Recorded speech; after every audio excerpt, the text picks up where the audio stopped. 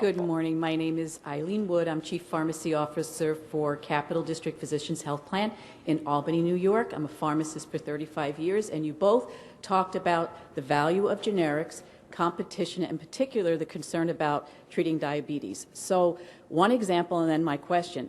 So when I was a new pharmacist, the Humulin insulin just came out, and it came out at around $20 a vial.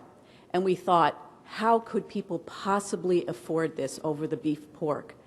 So today, that same vial of Humulin insulin is over $250. So really nothing has changed. It's not a new product. So my question to you is, have either one of your organizations measured, aside from the value of that we've captured in generics, aside from the costs and the trend in the new innovations, what is the impact of just the pure increase in the incumbent brands on the market, and what more have we been paying as a country because of that issue? And Mark, you did reference that briefly, so why don't you take the first crack at that? We haven't done a study of the price impacts. That may be something that's more in Doug's area.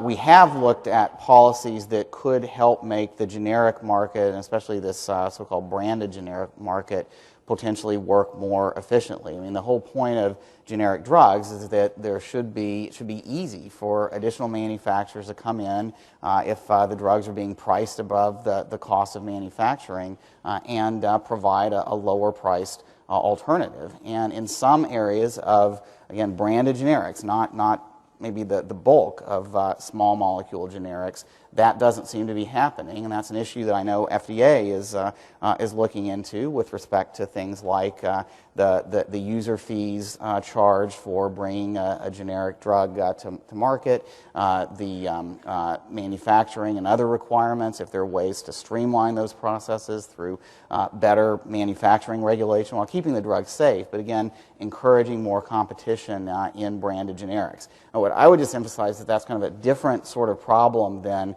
the challenge of how to address the costs and provide access for some of the new specialty, very effective targeted cures that are coming along. Doug, can you just give us a quick sense of what share of price increases in recent years has been due to this phenomenon?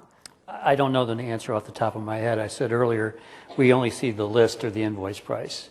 So a lot of things happen between list and what actually is paid. So I think the PBMs would probably be in better position than we are on that. The other thing I would just mention to your point about generics is and Chip will mention this later, is that the backlog at the FDA is higher than it's ever been on generic drugs coming to the marketplace. Approval of those. Right, higher than it's ever been, longer than it's ever been. Now it's improving, but we've not even taken a big whack at that backlog. And we know in particular the health plans are feeling this. The incremental cost of production on some of these drugs are fractions of a cent, and yet the price level is $1,000 and up, so it's a very serious issue.